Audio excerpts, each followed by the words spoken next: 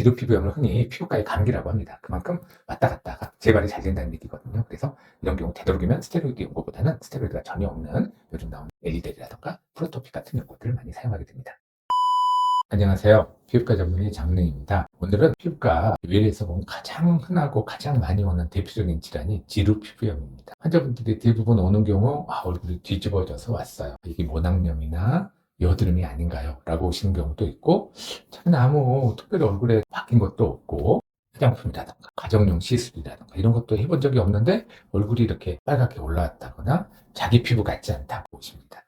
특히 이런 분들 유심히 보면 T존을 중심으로 이렇게 올라와 있는 걸 볼 수가 있고요. 이럴 때 우리는 환자분한테 지루 피부염이라고 설명드립니다. 치료 방법은 어떻게 되나요? 자, 지루 피부염은 T존을 중심으로 올라오는데 결국은 원인 자체가 스트레스라든가 불면, 음주, 과도한 자외선 등등의 원인에 의해서 피지 분비가 증가됨으로써 우리 피부의 유수분 밸런스가 깨진 게 특징입니다.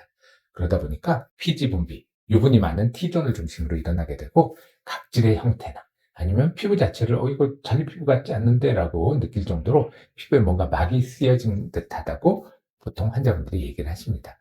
그래서 이런 경우 치료 방법으로는 일단 염증이 심한 정도를 봐서 먹는 약을 사용을 하게 되고 또 바르는 연고도 사용을 하게 되는데 지루 피부염을 흔히 피부과의 감기라고 합니다. 그만큼 왔다 갔다가 재발이 잘 된다는 얘기거든요. 그래서 이런 경우 되도록이면 스테로이드 연고보다는 스테로이드가 전혀 없는 요즘 나오는 엘리델이라던가 프로토픽 같은 연고들을 많이 사용하게 됩니다. 물론 프로토픽 같은 연고는 약간 끈적이는 효과가 있기 때문에 환자분들이 조금 불편하실 수 있습니다. 그래서 엘리델 크림 같은 걸 주로 많이 사용을 하시라고 그러고, 그러면서 수분 크림 같은 걸로 얼굴을 같이 꼭 사용을 하셔서 요수분 밸런스를 맞춰주는 것을 강조합니다. 지루 피부염 자체는 보통 먹는 약을 오래 먹지 않고요. 일주일 정도면 충분히 치료가 되기 때문에 환자분들한테 컨디션 조절하다가 혹시 다시 증상이 심해지면 그때 다시 오시라고 설명을 드립니다. 약물 치료 말고 다른 치료는 없나요? 지루 피부염이 아주 심한 경우는 잘못하면 이게 약간 홍조로 진행을 할 수도 있고, 또 얼굴 자체가 장벽 기능이 파괴가 되기 때문에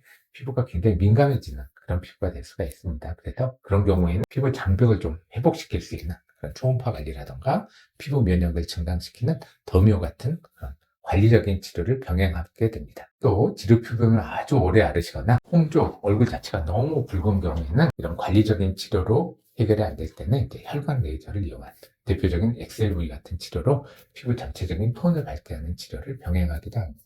주의사항은 어떤 게 있을까요? 자, 그래서 지루 피부염 환자분들한테는 먹는 약과 치료도 중요하지만 일단 우리 몸에 가해진 스트레스적인 상황을 피하는 게 제일 중요합니다. 그래서 약을 드실 때는 절대 술 드시지 마시고 선크림 제대로 바르시고 적절한 수면 패턴 같이 일상적인 생활을 회복하는 게 중요하다고 설명을 드립니다. 지루 피부염과 감별해야 할 치료는 어떤 게 있을까요? 지루 피부염은 T존을 중심으로 생긴다고 그랬잖아요. 그래서 얼굴 전체적으로 만약 생겼다면 그런 접촉 피부염이나 자극 피부염을 의심하게 됩니다.